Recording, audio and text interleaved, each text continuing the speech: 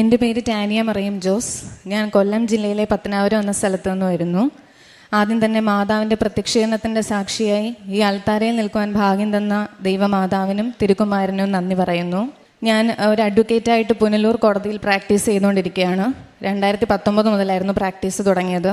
അപ്പം ആ സമയം മുതൽ തന്നെ എനിക്ക് ഒരു മജിസ്ട്രേറ്റ് ആവണം, ഒരു ന്യായാധിപ ആവണമെന്നുള്ള ആഗ്രഹം വളരെ അധികമായിട്ടുണ്ടായിരുന്നു.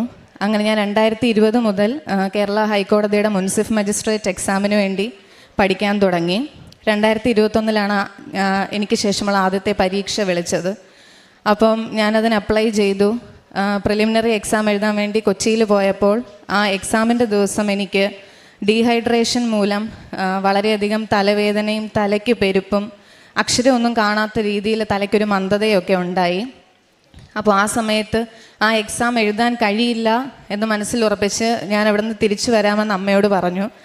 അപ്പോൾ അമ്മയുടെ കയ്യിൽ കൃപാസന മാതാവിൻ്റെ ഒരു കാശുരൂപം ഉണ്ടായിരുന്നു. ഇതുവഴി പോയപ്പോൾ അമ്മ കയറി വാങ്ങിയതായിരുന്നു ആ കാശുരൂപം. അപ്പോൾ അമ്മ വിശ്വാസത്തോടെ എൻ്റെ അടുത്ത് ആ കാശുരൂപം തന്നിട്ട് പറഞ്ഞു, നീ ഇത് കുറച്ച് നേരം നെറ്റിയിൽ വെച്ച് പ്രാർത്ഥിച്ച് നോക്ക്, മാറ്റം ഒന്നും സംഭവിച്ചാൽ നമുക്ക് പോയി പരീക്ഷ എഴുതാമെന്ന് പറഞ്ഞു.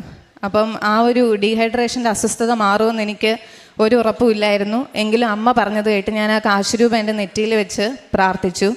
10 മിനിറ്റ് കഴിഞ്ഞപ്പോഴത്തേക്കിന് എൻ്റെ തലയ്ക്കൊരു ബോധം വന്നു തുടങ്ങി. എനിക്ക് ലെറ്റേഴ്സ് എല്ലാം കാണാം.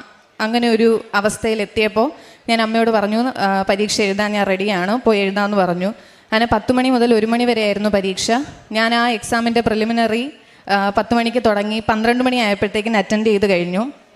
ആ പ്രിലിമിനറി എക്സാം ഞാൻ ക്വാളിഫൈഡായി. അതിനുശേഷമുള്ള മെയിൻസിൻ്റെ എക്സാമും ഞാൻ ക്വാളിഫൈഡായി. പക്ഷേ ഇൻ്റർവ്യൂവിന് ചെല്ലുമ്പം ഞാൻ ഡിസ്ക്വാളിഫൈഡ് ആവും. അങ്ങനെ 2022 പരീക്ഷ എഴുതുന്നതിന് മുൻപ് അമ്മയും ഞാനും ഒരുമിച്ച് കൃപാസന മാതാവിൻ്റെ സന്നിധിയിൽ വന്ന് ഉടമ്പടി എടുത്തു. അപ്പോൾ ഞങ്ങൾ ഒരുമിച്ചായിരുന്നു രാവിലെയും വൈകിട്ടുള്ള പ്രാർത്ഥനകളെല്ലാം ചൊല്ലുന്നത്.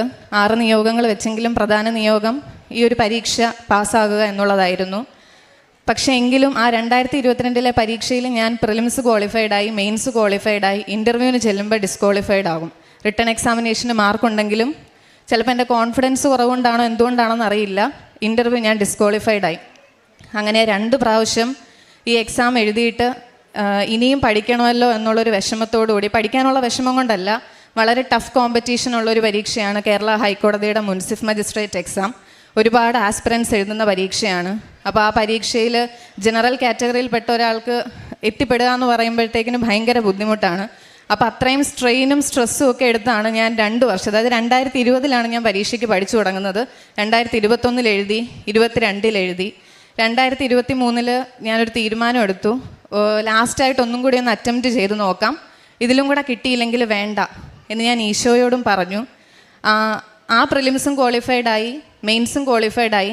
ഇൻ്റർവ്യൂ അറ്റൻഡ് ചെയ്തിട്ട് ഞാനും അമ്മയും കൂടെ കൃപാസന മാതാവിൻ്റെ അടുത്ത് ഉടമ്പടി പുതുക്കാൻ വേണ്ടി വന്നു. ഞാൻ ആ പുറകിലെ ആ ബാക്ക് സീറ്റിൽ ഇരുന്ന് ഒരുപാട് കരഞ്ഞു.